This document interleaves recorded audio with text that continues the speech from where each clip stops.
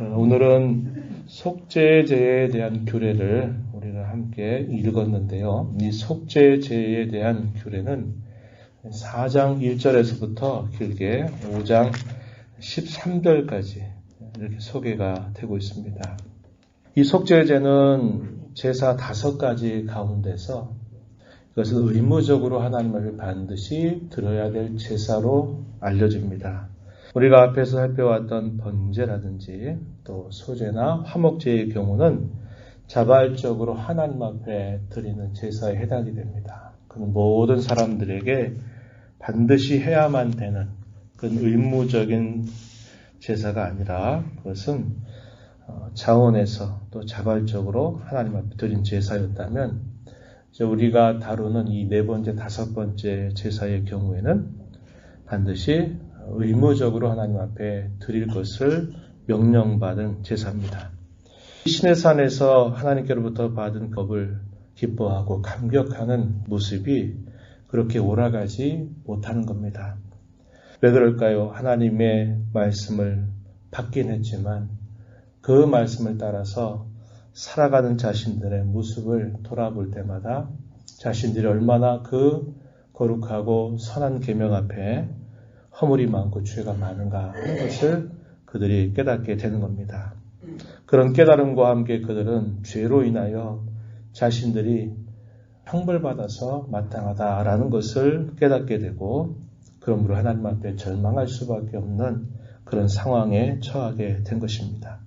하나님께서는 이러한 백성들이 범죄하게 될 때 그 죄를 온전히 용서받는 길을 마련해 주신 것인데요. 그것이 바로 대속의 원리라고 하는 겁니다. 제사의 제도를 통해서 그들의 죄가 용서받는 길을 활짝 열어주신 겁니다. 우리가 단순히 이 제사들의 내용들만 살펴보면 왜 이렇게 제사가 복잡하고 왜 또 반복적으로 드려야만 되는가 하는 생각을 할 수 있을는지 모릅니다. 그러나 다르게 생각해보면 그들이 죄로 인하여 절망할 수밖에 없는 그러한 처지에 놓여 있는데 그들로 하여금 이 절망에서 벗어나고 그들이 다시 구원의 감격과 기쁨을 회복할 수 있는 길을 활짝 열어주셨다는 겁니다. 이게 바로 속죄의 제사라고 하는 것이죠. 우리 하나님께서는 이러한 것들을 그 백성들에게 무려 1000년 이상 동안 반복하여 드리도록 하신 겁니다. 그걸 통해서 죄 지은 인생들은 반드시 그 죄를 용서받아야만 되고 용서받지 못하게 될 때 무서운 형벌을 피할 수 없다는 것을 일깨워 주기 위함입니다. 예배를 우리가 하나님 앞에 드리는 것도 마찬가지입니다. 뭐 이렇게 예배가 많은가, 뭐 이렇게 예배 가운데 해야 할 일이 많고 하지 말아야 할 일이 많은가 이것만 생각하면 이것이 부담이 될 수 있을지 모르지만 하나님께 우리가 나와서 예배할 수 있는 그 길 자체가 그 모습 자체가 우리로 하여금 끊임없이 우리가 이 죄로 인한 절망과 형벌에서 벗어나서 구원의 감격과 기쁨을 회복할 수 있는 길을 열어주신 것입니다. 어떻게 생각하느냐에 따라서 무거운 짐이 될 수도 있고요. 우리가 끊임없이 사모하고 우리가 그토록 바라야 될 그런 모습이 되기도 한다고 하는 겁니다. 우리가 이 본문에 보면요. 대상에 따라서 네 대상으로 크게 분류를 해줍니다.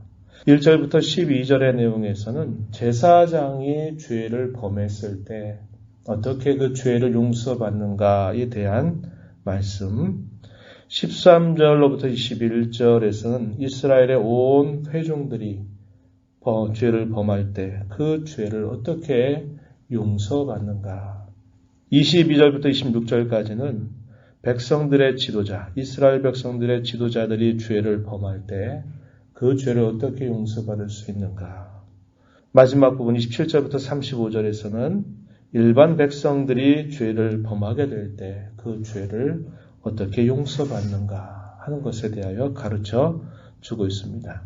그들이 어떤 지위와 어떤 역할이 있느냐에 따라서 그들이 드리는 제물의 차이가 분명히 있었다 하는 것을 우리가 보게 됩니다. 지도자들과 이 평민들 혹은 일반 백성들에 위한 속죄의 제사는 그 대상이 성소 바깥에서 범하는 죄에 대한 속죄제를 말한다면 제사장을 위한 속죄제나 온 회중을 위한 속죄제는 이 성소 안에서 범해지는 죄와 관계되고 있다는 겁니다. 오늘날 우리가 이러한 관계들을 생각해 본다면 이 성소 안에서 범하는 죄 그리고 성소 바깥에서 범하는 죄를 비교하면 그 죄의 경중은 성소 안에서 행하는 그 죄가 더 크다는 것을 우리가 알게 되겠죠.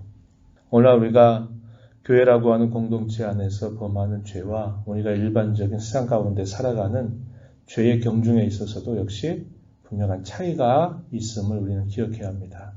주일날 그리고 예배의 자리에서 예배 전후 예배 중에 우리가 범하는 죄는 우리가 일상적인 삶 속에서 범하는 죄보다 더 무겁습니다. 왜 그럴까요? 그것은 하나님을 대면하는 자리이기 때문에 그렇습니다. 그래서 우리가 이러한 면에 있어서 매우 주의를 기울여야 한다는 것을 우리는 꼭 기억해야 합니다. 이 속죄제를 드리는 일에 있어서 조건이 있는데요. 한번 보시죠. 2절 말씀에 보면은 이렇게 말합니다. 이스라엘 자손에게 말하여 이르라. 누구든지 여호와의 계명 중 하나라도 그릇 범하였으되 만일 기름 부음을 받은 제사장이 범죄하여 백성의 허물이 되었으면 여기서 우리가 주목하는 표현은 여호와의 계명 중 하나라도 그릇 범했다. 이 그릇이란 말을 다른 데서는 뭐라고 표현하냐면 부지 중에 다시 말하면 알지 못하는 중에 죄를 범한 것을 말하는 것입니다. 13절 가서 보면 이스라엘 온 회중이 여호와께 계명 중 하나라도 부지 중에 범하여 허물이 있지만 깨닫지 못하다가 그 범한 죄를 깨닫게 된다면 이렇게 표현되어 있죠. 이게 무슨 말입니까?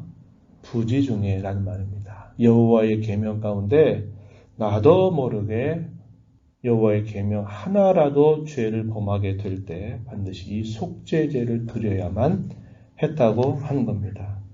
또 22절 가서 보세요. 만일 족장이 그의 하나님 여호와의 계명 중 하나라도 부지 중에 알지 못하는 중에 범하여 허물이 있었는데 그가 범한 죄를 누가 그에게 깨우쳐주면 그것이 죄라는 것을 알려주면 이러한 속죄제를 드려야만 했다라고 알려줍니다.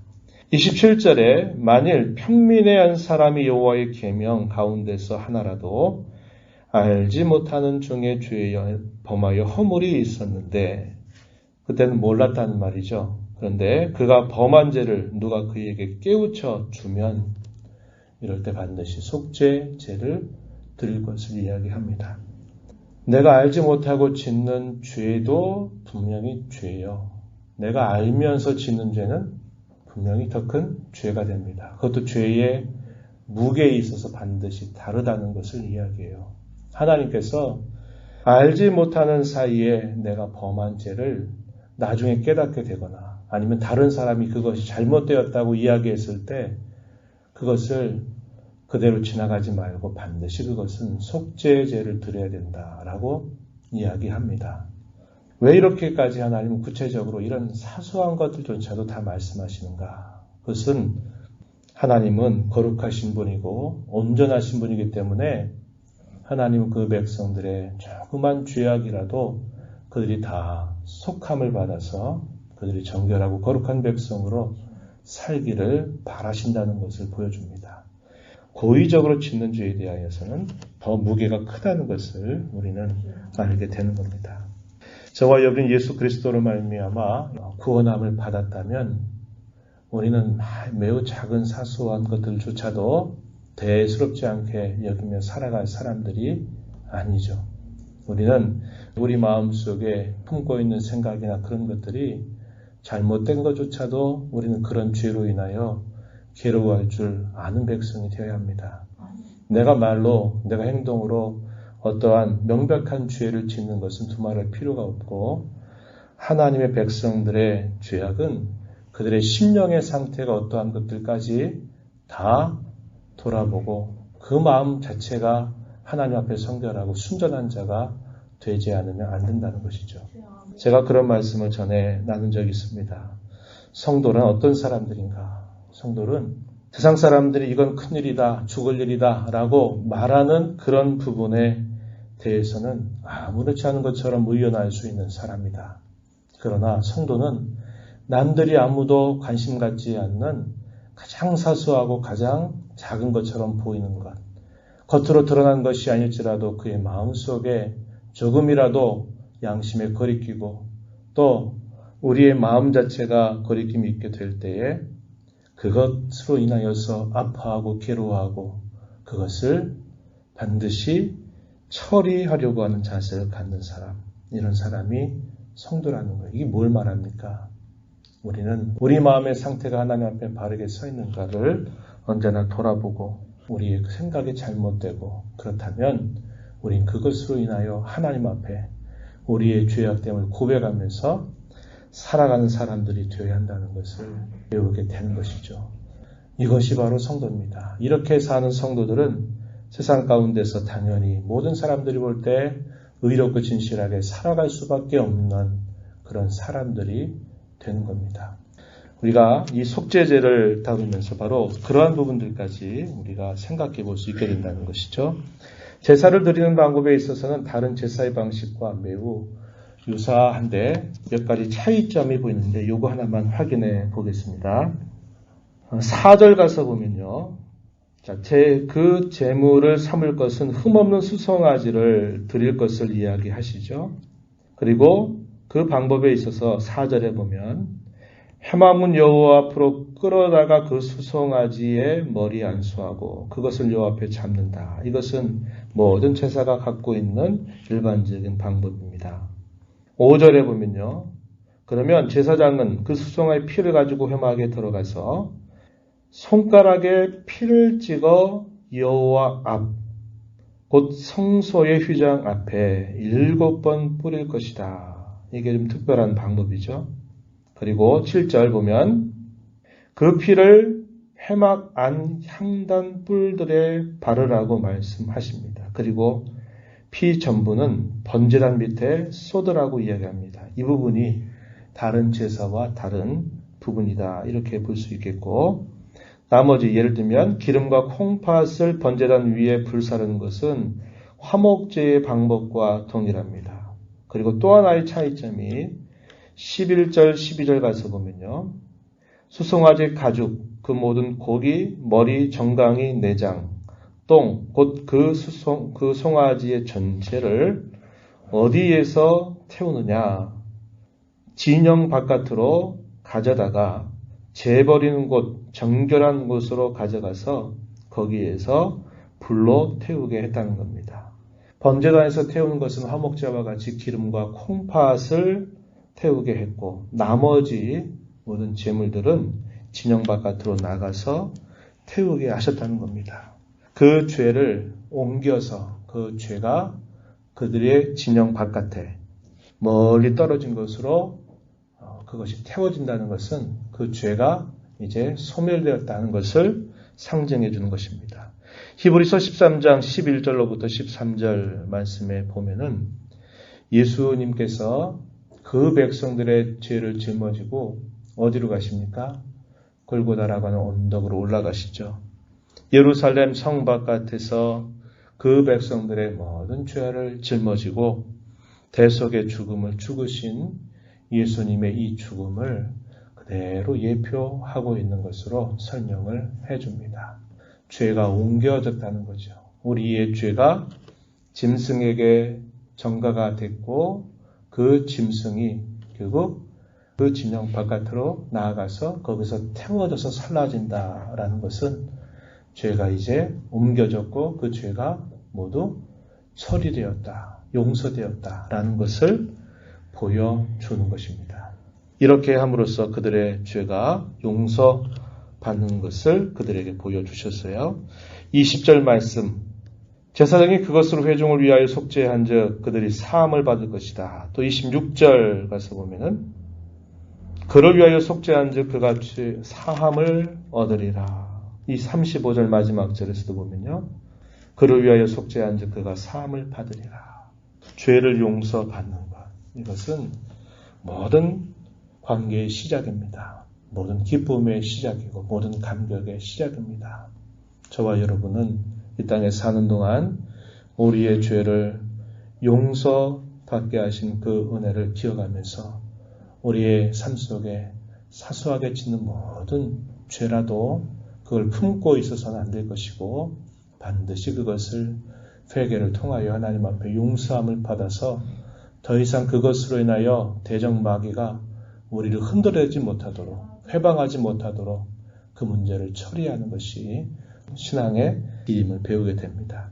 이러한 말씀을 기억하시면서 한 주간 흩어진 교회로 힘써 믿음 가운데 살아가는 저와 여러분 모두가 되기를 축복합니다. 하나님 아버지 감사합니다. 저희들을 불러주셔서 또 하나님의 면전에 서게 하시고 찬송을 드리며 말씀에 귀를 기울이며 그 말씀을 통해 구원의 원리, 대속의 원리, 하나님께 은혜를 받는 원리, 하나님께로부터 기쁨과 감사로 회복하는 원리, 그것에 대하여 또 저희들에게 가르쳐 주신 것을 감사드립니다. 예수 그리스도의 대속을 통하여 한량없는 자비와 긍휼과 은혜를 우리에게 마련하시고 끊임없이 우리를 초대하시는 주의 음성을 듣고 우리가 이 땅에 사는 동안 거룩함을 받은 성도이기에 우리의 마음속에 있는 어떠한 사소한 것들조차도 하나님 앞에 언제나 아뢰므로 원수마귀의 조롱거리나 되적거리가 되지 않게 하시고 하나님 안에서 거룩한 삶을 살아 주님을 기쁘시게 해드리는 모두가 되게 하여 주옵소서.